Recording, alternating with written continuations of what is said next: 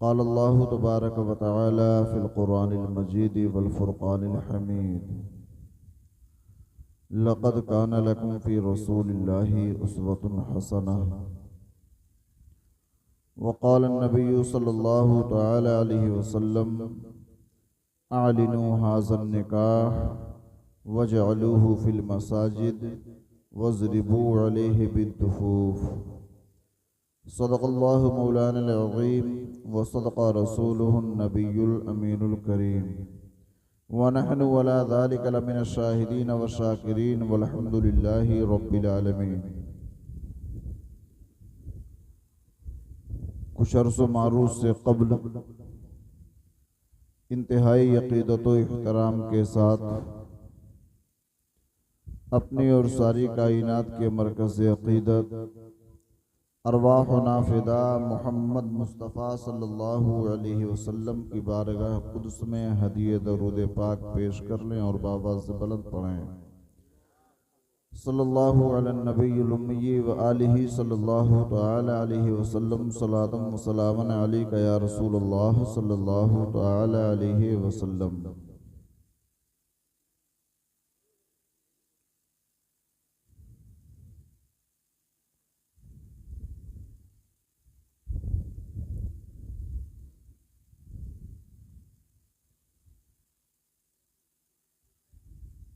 आप हज़रात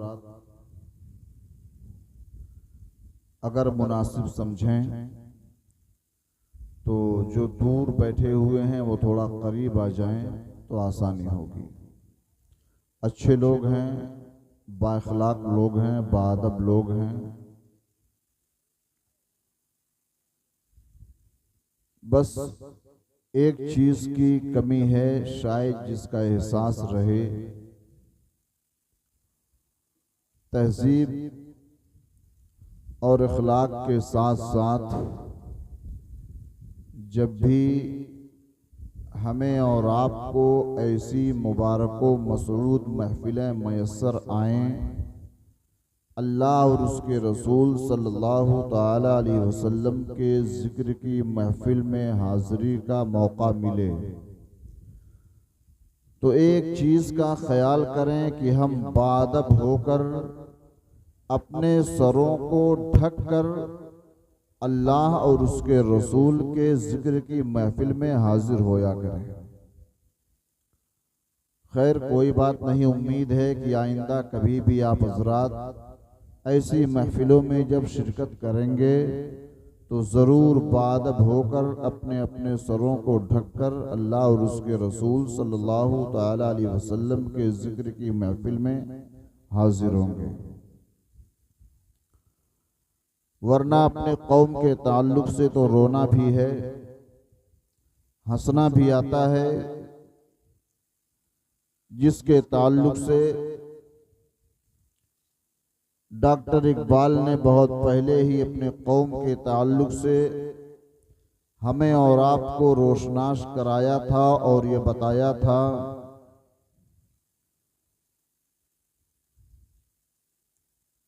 कि शोर है हो गए दुनिया से मुसलमान नाबूद।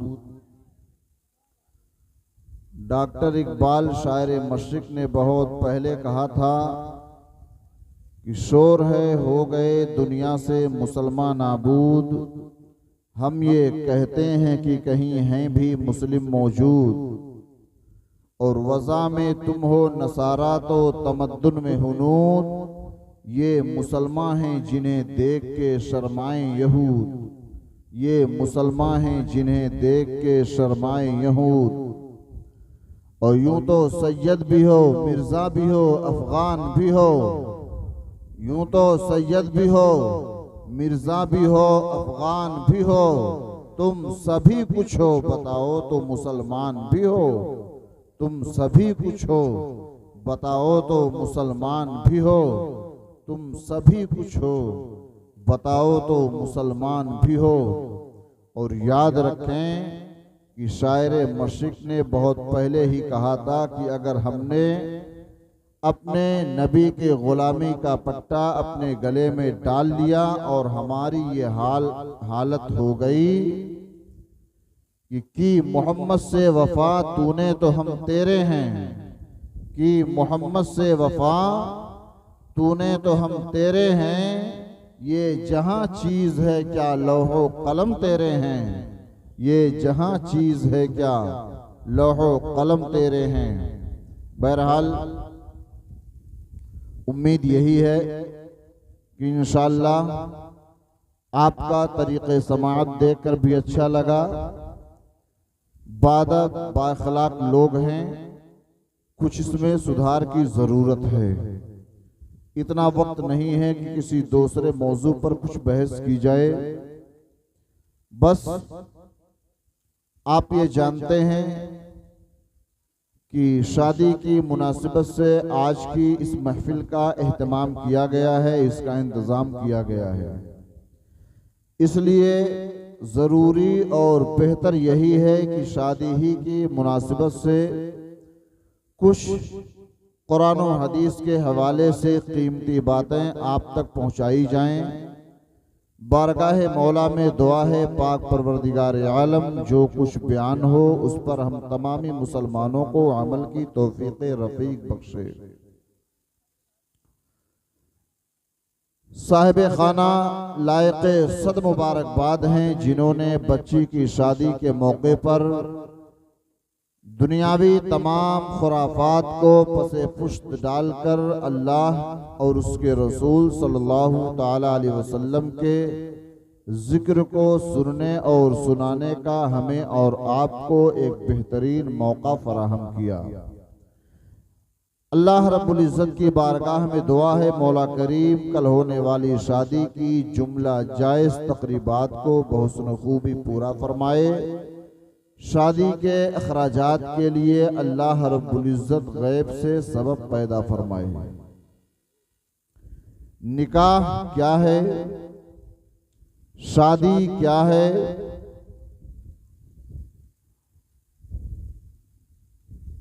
निकाह शादी ब्याह ये इतना मुक़द्दस इतना पाकीज़ा अमल है जिसे तकरीबन पूरी दुनिया में हर कौम और हर धर्म के मानने वालों की निगाह में बेहतर ही समझा गया है। ये और बात है कि हर धर्म के मानने वाले, हर मजहब के मानने वाले अपने अपने घरों में अपने अपने बेटों और बेटियों की शादियां अपने दीन और अपने धर्म के रीत और रवाज के एतबार से करते हैं। हम मजहब इस्लाम के मानने वाले हैं।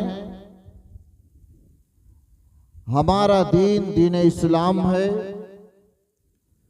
दीन इस्लाम में निकाह का तसव्वुर क्या है, दीन इस्लाम में निकाह की अहमियत क्या है, हमारे दीन में निकाह की फजीलत क्या है,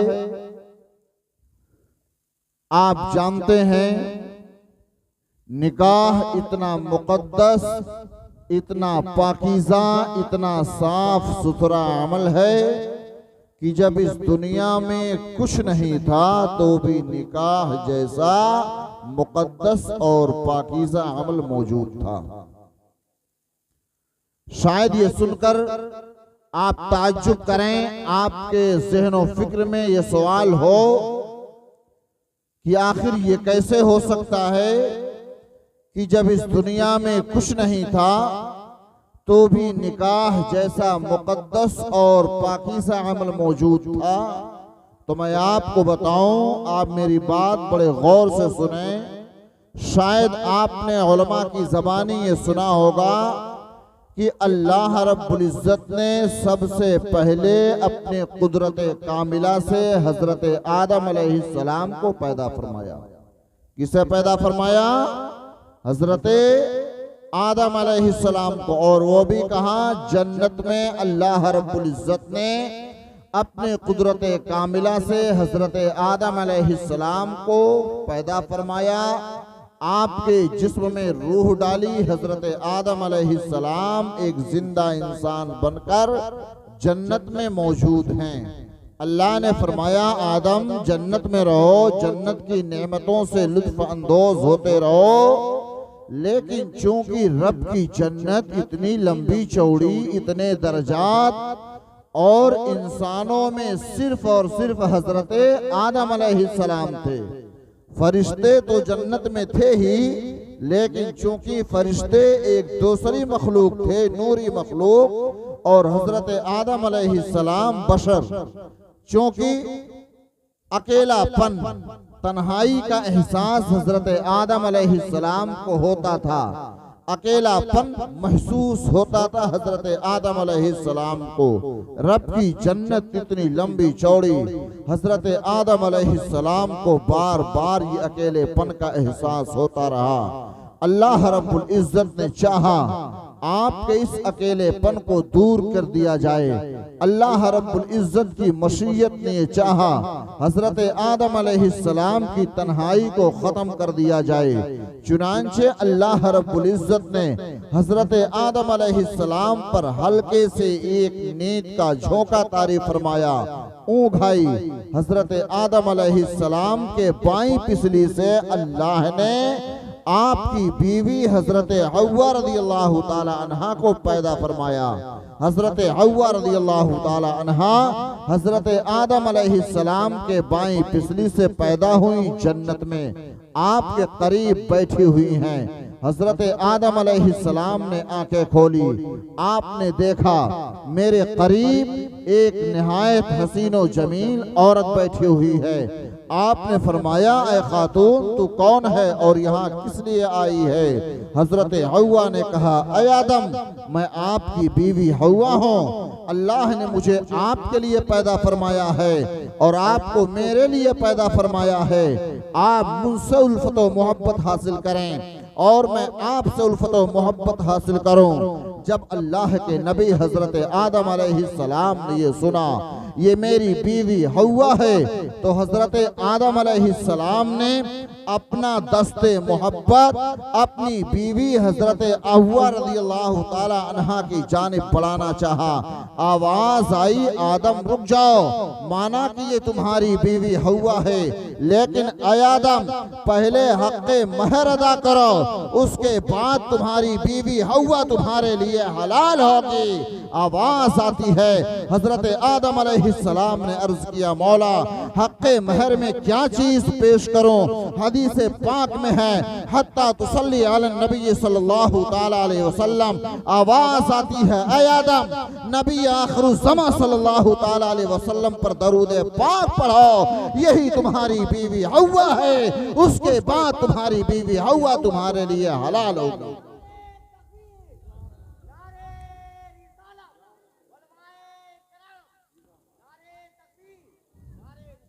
तो पता क्या चला, हजरत आदम अलैहिस्सलाम का ये पहला निकाह है जो जन्नत में हो रहा है। मैंने कहा था निकाह इतना मुकद्दस अमल है, निकाह इतना पाकीज़ा अमल है, जब इस दुनिया में कुछ नहीं था तो भी निकाह जैसा मुकद्दस और पाकीज़ा अमल मौजूद था। कुछ भी नहीं था। हद ये है जब इस दुनिया में नमाज नहीं थी, हद ये है जब इस दुनिया में रोजा नहीं था, हद ये है जब इस दुनिया में ज़कात नहीं थी। अरे जब इस दुनिया में इंसानी वजूद ही नहीं था, कोई इंसान ही मौजूद नहीं था, तो नमाज किसके ऊपर फर्ज होगी, हज किसके ऊपर फर्ज होगा, ज़कात किसके ऊपर फर्ज होगी। अल गर्ज निकाह इतना मुकद्दस और पाकीज़ा अमल है, जब इस दुनिया में कुछ नहीं था तब भी निकाह जैसा मुकद्दस और पाकीज़ा अमल जन्नत में मौजूद था। और याद रखें अल्लाह रब्बुल इज्जत ने हजरत आदम अलैहिस्सलाम की जात से आपकी बीवी हजरत हव्वा रज़ियल्लाहु ताला अन्हा की जात मुबारका से इस दुनिया पर इंसानी आबादी को शुरू फरमाया। इंसानी आबादी शुरू हुई और सुबह क़यामत तक इंसानी आबादी शुरू ऐसे ही रहेगी और यहाँ तक लोगों पर नमाज़ें फ़र्ज हुई, हज फ़र्ज हुआ, ज़कात फ़र्ज हुई। लेकिन याद रखें एक दौर आएगा जिसे क़यामत का दिन कहा जाता है। हज़रत इसराफील अलैहिस्सलाम सूर फूकेंगे, सारे इंसान ख़त्म हो जाएंगे, ज़मीन समेट ली जाएगी, यहाँ तक कि पहाड़ रूई के गाले की शक्ल में उड़ेंगे, पानी दरियाओं का ख़त्म कर दिया जाएगा, यहाँ तक कि सारी चीज़ें ख़त्म हो जाएंगी, यहाँ तक कि सूर भी ख़त्म हो जाएगा, हज़रत इसराफील अलैहिस्सलाम भी ख़त्म हो जाएंगे, सारी चीज़ें ख़त्म हो जाएंगी। इंसान मैदान महशर में पेश किया जाएगा, इंसानों का हिसाब व किताब होगा, इंसान जन्नत में चले जाएंगे, लोग जो अच्छे अमल किए होंगे, और वो लोग जहन्नम में चले जाएंगे काफिर और मुशरिक। यहाँ तक कि बहुत ज्यादा कुछ न कह के बस इतना बता देना चाहता हो, जब सारे लोगों के ताल्लुक से हतमी फैसला हो जाएगा, अब जन्नती जन्नत में चले गए, जहन्नमी जहन्नम में चले गए। निकाह इतना मुकद्दस और पाकीज़ा अमल है, जन्नत में नमाज भी आपके जिम्मा बाकी नहीं रहेगी, नमाज भी खत्म हो जाएगी, रोजा भी आपसे उठा लिया जाएगा, हज भी आपसे खत्म कर दिया जाएगा, ज़कात भी खत्म कर दी जाएगी। लेकिन निकाह इतना मुकद्दस और पाकीज़ा अमल है, ये अमल वहां जन्नत में तब भी बाकी रहेगा, वहां भी अल्लाह रब्बुल इज्जत अपने मोमिन बंदों का निकाह अपने मोमिन बंदियों से फरमाएगा।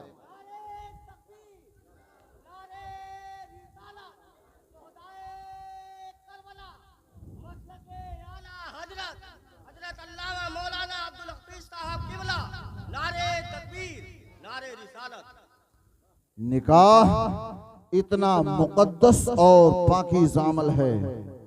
निकाह यही वो चीज है जिसके ताल्लुक से अल्लाह के हबीब सल्लल्लाहु ताला अलैहि वसल्लम ने फरमाया, आप गौर से सुने मेरी बात, अल्लाह के हबीब सल्लल्लाहु ताला अलैहि वसल्लम ने फरमाया, जिसने निकाह कर लिया, जिसने निकाह कर लिया, गोया उसने अपना आधा ईमान महफूज कर लिया। जिसने निकाह कर लिया, गोया उसने अपना आधा ईमान महफूज कर लिया, और आधे में उसके लिए जरूरी है कि वो अपने रब से डरता रहे। ये निकाह की फजीलत है। अल्लाह के हबीब सल्लल्लाहु ताला अलैहि वसल्लम इरशाद फरमाते हैं निकाह ही के ताल्लुक से, या माशर शबाब मन इस्तता मिनकुमुल बाअत फलयतज़व्वजू फ़इन्नहु अग़स्सु लिलबसरी व अहसनुल फ़र्जी व मन लम यस्तति फ़अलैहि बिस्सौम फ़इन्नहु लहु विजाउन।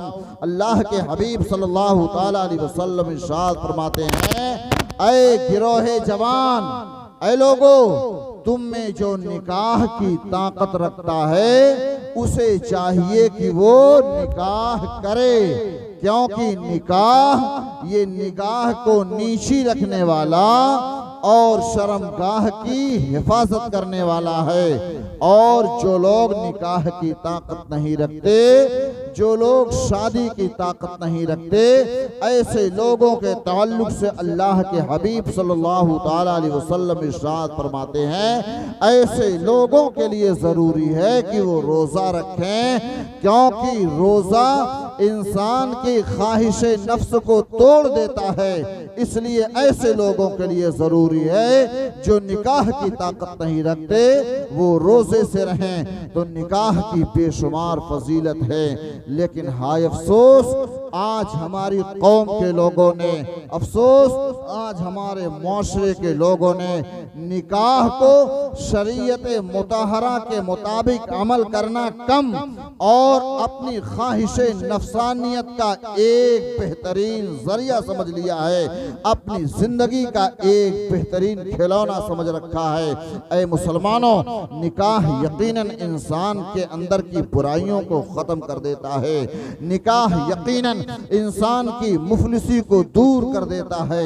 आज हम ये कहते हैं, आज जब किसी से कहा जाता है कि बाबू जरा आप अपने बेटे का निकाह का बंदोबस्त कर दो, आपका बेटा जवान हो गया है, शादी के लायक हो गया है, ब्याह के लायक हो गया है, तो कहते हैं जनाब क्या करें, अभी बेटा अपने पैर पर खड़ा नहीं हुआ है, अभी बेटा कमा नहीं रहा है। अगर हम उसको निकाह में बांध देंगे, अगर हम उसकी शादी कर देंगे तो उसकी बीवी आएगी, अभी खुद उसका पेट पालना मुश्किल है, बीवी को कहां से खिलाएगा, फिर बच्चे होंगे, फिर उनकी तालीम का मसला होगा, फिर उनकी जिंदगी गुजारने का मसला होगा। ऐ मुसलमानों, ये हमारी और आपकी फिक्र है, ये हमारी और आपकी सोच है, लेकिन याद रखो अल्लाह के हबीब सल्लल्लाहु ताला अलैहि वसल्लम ने इस बात की जमानत दी है, ऐ लोगों निकाह करो, निकाह करो, निकाह करोगे मुफलिसी तुमसे दूर हो जाएगी, निकाह करो गुर्बत तुमसे दूर हो जाएगी। क्या हम देखते नहीं हैं, हमने अपने समाज में लोगों को देखा नहीं है, वो इंसान जो अभी शादी से पहले घूम रहा था, वो इंसान जो अभी निकाह से पहले आवारा गर्दी के साथ अपनी जिंदगी गुजार रहा था, जैसे ही उसने रसूलुल्लाह सल्लल्लाहु ताला अलैहि वसल्लम के अजीम सुन्नत मुबारका निकाह पर अमल किया, अल्लाह रब्बुल इज्जत का फजलो करम उस पर ऐसा हुआ, उसकी बीवी भी आ गई है। अब देखो वही एक इंसान जिसको अपना पेट पालना मुश्किल हो गया था, अब बीवी आ गई है, बीवी के भी खाने का बंदोबस्त वो कर रहा है, उसके बनाओ सिगार का भी इंतजाम कर ले रहा है, उसके कपड़े का भी इंतजाम कर रहा है, उसके नानो नुफ्का का भी इंतजाम कर रहा है। बीवी आई, वक्त गुजरता गया, बच्चे पैदा होने शुरू हुए, एक बच्चा हुआ, दूसरा बच्चा हुआ, तीसरा बच्चा हुआ, 5-5, 6-6 बच्चे होते हैं। सारे लोगों के खाने पीने का इंतजाम एक आदमी कर रहा है। अभी इसका अपना पेट पालना मुश्किल हो गया था, अभी इसका अपना जिंदगी गुजारना मुश्किल था, लेकिन जो ही इसने निकाह पर अमल कर लिया है, इसने शादी कर ली है, बीवी का भी नाना नुफ्का उठा रहा है, बच्चों के कपड़े का भी इंतजाम कर रहा है, रोजाना बच्चों के खाने पीने का भी इंतजाम कर रहा है। आज इस महंगाई के दौर में 4-4, 5-5 बच्चों की तालीम और तरक्की और उनकी देखभाल, उनके इलाज और मुआवजा का भी इंतजाम एक आदमी कर रहा है। हमारी फिक्र क्या थी, अभी बेटा कमा नहीं रहा है, अभी बेटा अपने पैर पर खड़ा नहीं हुआ है, निकाह कैसे करें। लेकिन ऐ मुसलमानों, निकाह मुफलिसी को भी दूर कर देता है, निकाह इंसान की गुर्बत को भी दूर कर देता है, निकाह इंसान की गुर्बत को दूर कर देता है। लेकिन निकाह को हमने बस खिलौना समझ रखा है, हमने निकाह को, हमने शादी ब्याह को आज हमारे समाज में अक्सरियत तबके के ऐसे लोगों की पाई जाती है जिन्होंने निकाह को गुड्डा और गुड्डी का खेल समझ रखा है। लेकिन नहीं मुसलमानों, आओ देखो अल्लाह के हबीब सल्लल्लाहु ताला अलैहि वसल्लम निकाह के ताल्लुक से क्या फरमाते हैं। अभी मैंने आपके सामने कुरान और हदीस के हवाले से जो बातें पेश की, अल्लाह के हबीब सल्लल्लाहु ताला अलैहि वसल्लम इसके ताल्लुक से क्या फरमाते हैं, निकाह की फजीलत क्या है। अल्लाह के हबीब फरमाते हैं, इन्ना आज़मन निकाह बरकतुन ऐसरहु मऊना। अल्लाह के हबीब सल्लल्लाहु ताला अलैहि वसल्लम इरशाद फरमाते हैं, सबसे अफजल निकाह वो है, सबसे बरतर निकाह वो है जो बोझ के एतबार से सबसे कम दर्जे का हो। अल्लाह के हबीब, देखो ऐसा है, प्यास लग गई है तो पहले पानी पी लो तब तकरीर करें, डिस्टर्ब होता है, ठीक है, अब रख दो, बस थोड़ी देर और बोलेंगे, ज्यादा नहीं। आप जानते हैं कि आप अब घबरा चुके हैं सुनते सुनते, ठीक है, हाँ आप गौर से सुनो, सुनेंगे ना, हाँ हाँ पढ़ लें दरूद पाक सल्लल्लाहु अलैहि नबी उम्मी व आलिहि सल्लल्लाहु तआला अलैहि वसल्लम सलातम व सलामन अलैका या रसूलुल्लाह सल्लल्लाहु तआला अलैहि वसल्लम। मैं अर्ज कर रहा था आज हमारे मुआशरे ने निकाह को क्या समझ रखा है, आज हमारे समाज के लोगों ने निकाह को क्या समझ रखा है। अल्लाह के हबीब सल्लल्लाहु ताला अलैहि वसल्लम इरशाद फरमाते हैं, इन्ना आज़मन निकाह बरकतुन ऐसरहु मऊना। अल्लाह के हबीब ने फरमाया, सबसे बरकत वाला निकाह वो है, सबसे अजमत वाला निकाह वो है जो बोझ के एतबार से सबसे कम दर्जे का हो। मतलब क्या है बोझ का, मतलब क्या समझते हैं? मतलब ये जो खर्च के एतबार से सबसे कम दर्जे का हो, चाहे लड़की वाला हो या लड़का वाला हो, दोनों लोग खर्च के एतबार से मामूली से पैसे में अपना निकाह कर लें, यही निकाह अल्लाह के हबीब फरमाते हैं सबसे बरकत वाला निकाह है, सबसे अजमत वाला निकाह है। आज आप देखें पूरे समाज में हर धर्म की बात मैं कर रहा हो, हर तबके की बात मैं कर रहा हो, आज हर समाज में हर तबके के धर्म गुरु इसके ताल्लुक से बोलते हैं कि निकाह शादी ब्याह के मौके पर आज जो तमाम खुराफात पाए जाते हैं ये गलत है और इसको खत्म होना चाहिए। और खास तौर से जहेज के ताल्लुक से तो हर तबका इसके ज़हनो फिक्र साजी करता हुआ नजर आता है, हर समाज इसके ताल्लुक से बोलता है। हमारे समाज में जहेज एक मोहलिक बीमारी है, इसे खत्म होना चाहिए।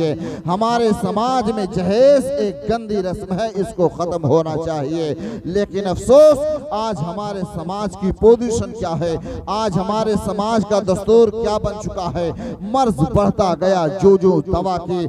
आज हमारे समाज में यही समझा जाता है, अरे सबसे अच्छा निकाह तो वही है, सबसे अच्छी शादी वही है जो खर्च के एतबार से सबसे ज्यादा हो, जो बोझ के एतबार से सबसे ज्यादा हो। आज हमारा ये ज़हनो फिक्र बन चुका है, आज हमारी ये सोच बन चुकी है। आज देखें अगर कोई 10 आदमी की बारात लेकर हमारे दरवाजे पर आ जाए तो खुद हमें अपने आप की तौहीन महसूस होने लगती है। हम ये कहते हैं बताओ हमारे घर की नाक किसने कटवा दी, हमारे घर की इज्जत ये ले डूबा है। बताओ हमारी पोजीशन यही थी क्या 10 आदमी के हम लायक थे? और अगर मुसलमानों 500 बारात लेकर चले जाओ तो सीना चौड़ा हो जाता है। 500 गाड़ियों की तादाद चली जाए, 200 गाड़ियों की तादाद चली जाए, लोग फख्र महसूस करते हैं हमारा रिश्तेदार 500 बारात को लेकर आया था, 500 गाड़ियों को लेकर आया था। अल गर्ज अल मुख्तसर ये कि हमने बोझ वाली निकाह को, हमने ज्यादा खर्च वाली निकाह को हमने बरकत वाला समझ रखा है, हमने अजमत वाला समझ रखा है। यही हमारी गलत फहमी है, यही हमारी सोच गलत है। अगर हम मज़हब इस्लाम के मानने वाले हैं, अगर हम रसूलुल्लाह सल्लल्लाहु ताला अलैहि वसल्लम के सच्चे और पक्के उम्मती हैं, तो रसूलुल्लाह सल्लल्लाहु ताला अलैहि वसल्लम के इस फरमान पर हमारा और आपका अमल होना चाहिए। ये तकरीर करने से, ये तमाम तरह की स्कीमें लाने से जहेज जैसी गंदी रस्म कभी नहीं खत्म होने वाली है। खत्म उसी वक्त होगी जिस दिन हमने और आपने अज़्म मुसम्मम कर लिया, ये पुख्ता इरादा कर लिया, हम अपने नबी की फरमान पर अमल करेंगे, हम अपने रसूल के इस हुक्म पर अमल करेंगे, यकीनन हम निकाह शरीयत मुतहरा के मुताबिक करेंगे। जिस चीज का हुक्म रसूलुल्लाह सल्लल्लाहु ताला अलैहि वसल्लम ने हमें दिया है उसी के मुताबिक हम अपने घरों में अपने बेटियों का निकाह करेंगे, हम अपने बेटों का निकाह करेंगे। जब ये फिक्र हमारी होगी तो यकीनन जहेज जैसी गंदी रस्म हमारे समाज से निकल सकती है, जहेज जैसी गंदी रस्म हमारे मुआशरे से दूर हो सकती है। लेकिन मुसलमानों शायद हमें इस बात का अंदाजा ना हो, आज हम ये सोचते हैं सबसे अच्छा निकाह यही है। आज हमने शादियों को इतना कीमती बना दिया है, आज हमने शादियों को इतना महंगा बना दिया है। आम आदमी सोचता है हम अपने बेटे का निकाह कैसे करें, आम गरीब आदमी सोचता है हम अपने बेटी का निकाह कैसे करें। जिसके पास एक बेटी हो, जिसके पास 5-5 बेटियां हो, आज आप अपने समाज में जाकर देख लें, आज जिसके घर में बेटी पैदा होती है बाप के चेहरे से रौनक खत्म हो जाती है, माँ के चेहरे से मुस्कुराहट खत्म हो जाती है। वजह उसकी यही है, मेरी बेटी पैदा हो चुकी है घर में और ये बेटी जवान होगी। उसी दिन से एक बाप को फिक्र हो जाती है, मुझे बेटी के शादी का इंतजाम करना पड़ेगा, मुझे बेटी के लिए बहुत सारा जहेज का इंतजाम करना पड़ेगा। पूरी जिंदगी आज जिस बाप के पास एक बेटी होती है, कमा कमा कर अपनी बेटी के शादी के इंतजामात करता रह जाता है, लेकिन कमा हक होने वाले दामाद का मुंह बंद नहीं कर पाता है, उसकी डिमांड को पूरा नहीं कर पाता है। और जिसके पास 5-5 बेटियां होती है, जिसके पास 8-8 बेटियां होती है, शायद आप न्यूज पढ़ते होंगे, शायद आप मोबाइल पर ये खबर सुनते होंगे और देखते होंगे, आज पैसे की वजह से, आज गुर्बत की वजह से, वक्त पर निकाह ना कर पाने की वजह से एक बाप ने जहर खाकर खुदकुशी कर ली है। आज देखते होंगे आप अपने समाज में, एक माँ अपने बेटे के निकाह वक्त पर न करने की वजह से फांसी के फंदे को उसने इस खौफ से चूम लिया है, इस खौफ से फांसी के फंदे पर लटक कर अपनी जान जाने आफरी के सुपुर्द कर दी है। मैं अपनी बेटी के लिए रिश्ता कहां से लाऊं, मैं अपनी बेटी के लिए जहेज का सामान कहां से लाऊं। और एक बेटी कभी वक्त पर निकाह न होने की वजह से गैरों के साथ भागने के लिए मजबूर हो जाती है, उसके बाद हम ये ताना देते हैं हमारी कौम की बेटी खैर के साथ जाने के लिए मजबूर कैसे हो गई। मैं पूछना चाहता हूँ और कहना भी चाहता हूँ, ऐ मेरी कौम के लोगों, ऐ मेरी कौम के गयूर मुसलमानों, सोचो तो जरा, हमने अपनी कौम की बेटी के लिए रास्ता भागने का हमवार हमने नहीं किया तो किसने किया है।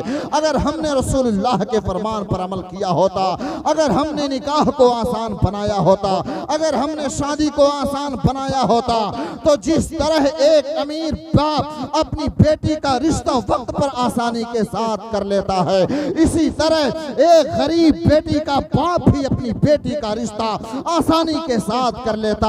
हमने निकाह को इतना कीमती बना दिया है, हमने निकाह को इतना महंगा बना दिया है कि आज एक गरीब बाप की बेटी गुर्बत की वजह से, काश मेरे बाप के पास भी पैसे होते, मेरा बाप भी 2 व्हीलर दे सकता, तो आज मेरे भी हाथ वक्त से मेहंदियों के से पीले हो गए होते। आज जवानी के वो दिन जो ससुराल में गुजारने के थे, अपने बाप के कंधे पर जनाजे की तरह ना सड़ रही होती। एक बेटी रात की तारीकियों में, एक बेटी रात की तन्हाइयों में कभी अपने बाप की गुर्बत का रोना रोती है, काश मेरे बाप के पास दौलत होती, काश मेरे बाप को अल्लाह ने दौलतों से नवाजा होता, तो आज वक्त पर मेरे भी हाथ मेहंदियों से पीले हो गए होते। जवानी का वो दिन जो ससुराल में गुजारने के थे, अपने बाप के सर पर मुसीबत की तरह न बैठी रहती। एक बेटी गरीब बाप की घर में आहें भरती रहती है, सिसकियां लेती रहती है, और हालात एक दिन उसको इस अंजाम पर पहुंचा देते हैं, या तो वो जहर खाकर अपनी जान दे देती है, या वो गैर के साथ भागने के लिए मजबूर हो जाती है। मैं पूछना चाहता हूँ, ऐ मेरी कौम के लोगों, बताओ आखिर ये रास्ता किसने हमवार किया है? क्या हमारी कौम के अमीरों ने किया है कि नहीं है? क्या हमारी कौम के साहिब सरबत लोगों ने किया है कि नहीं किया है? आज हमारी कौम के साहिब सरबत लोगों का हाल ये है, आज हमारी कौम के अमीरों का हाल ये है। एक अमीर बेटे का बाप अपने बेटे के शादी के मौके पर इतनी सारी दौलतें तवाइफों के ऊपर लुटा कर खर्च कर देता है, जितनी दौलतों में एक गरीब बेटे के, एक गरीब बाप की बेटी की डोली उठ सकती है, उतना पैसा सिर्फ तवाइफों पर लुटा कर खर्च कर देता है, डीजे पर लुटा कर खर्च कर देता है।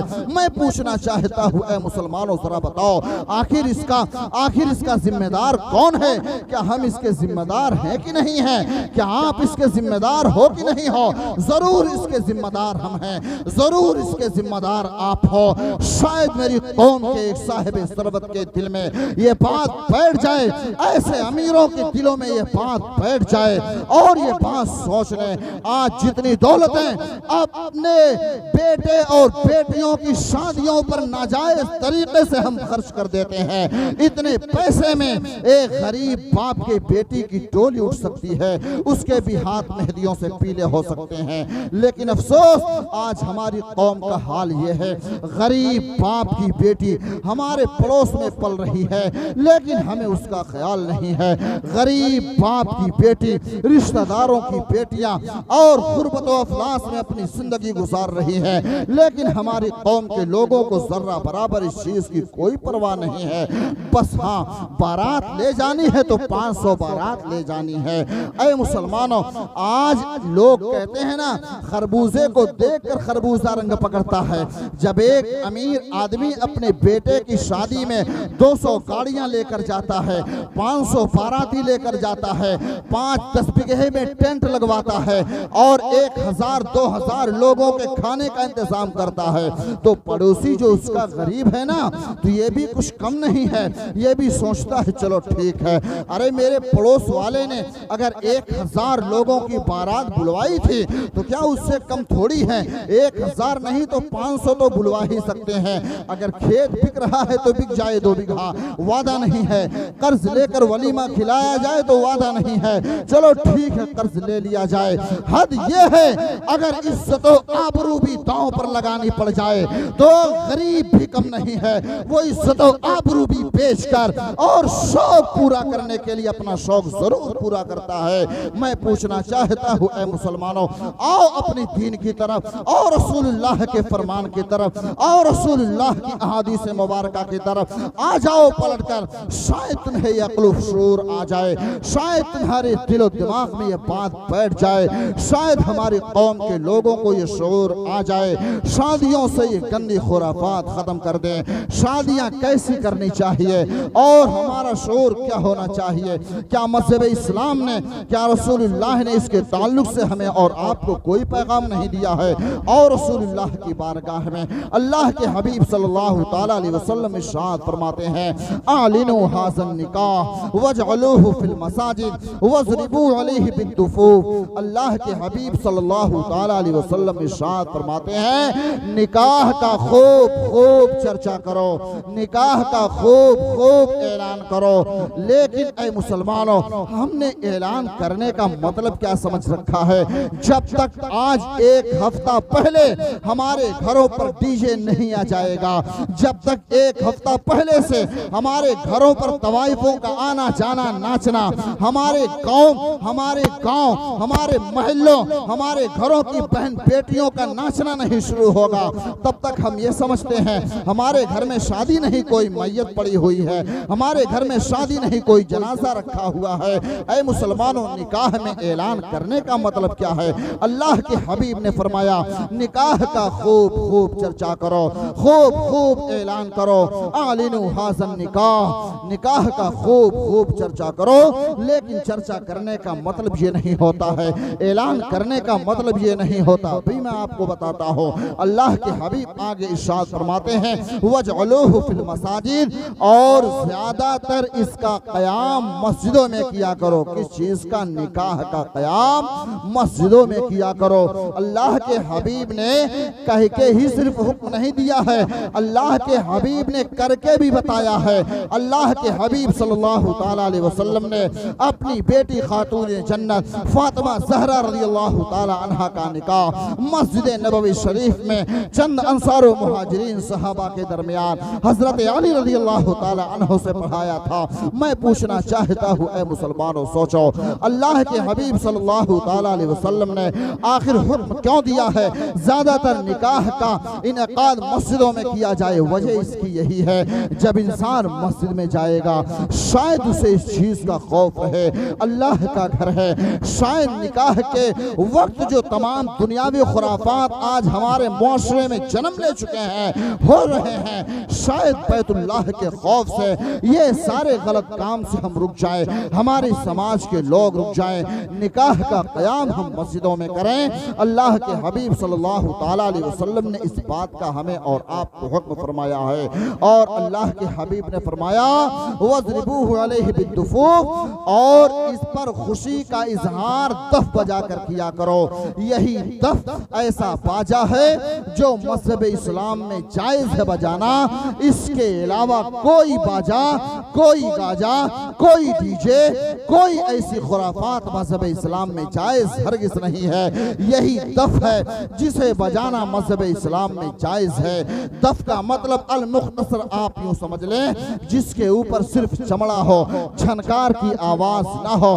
पहले जो साइल मांगने वाले आते थे बजाया करते थे दफ दफ, यही वो बाजा है जो मजहब इस्लाम में जायज़ है। इसके अलावा कोई बाजा मजहब इस्लाम में जायज़ नहीं है। और यही वो दफ है जब प्यारे मुस्तफ़ा सल्लल्लाहु ताला अलैहि वसल्लम मक्का मुअज़्ज़मा से हिजरत फरमाकर मदीना तशरीफ लाए थे, तो रसूलुल्लाह सल्लल्लाहु ताला अलैहि वसल्लम के इस्तकबाल के तौर पर मदीनों की बच्चियों ने यही दफ बजाया था और ये अशार गुनगुनाए थे, ये गीत गाए थे। तलाल बदरु अलैना मिन सनियातिल वदाई वजब शुक्र अलैना मा दा लिल्लाहि दाई। यही वो दफ है जो मजहब इस्लाम में जायज़ है। इसके अलावा कोई गाना बाजाना मजहब इस्लाम में जायज़ नहीं है।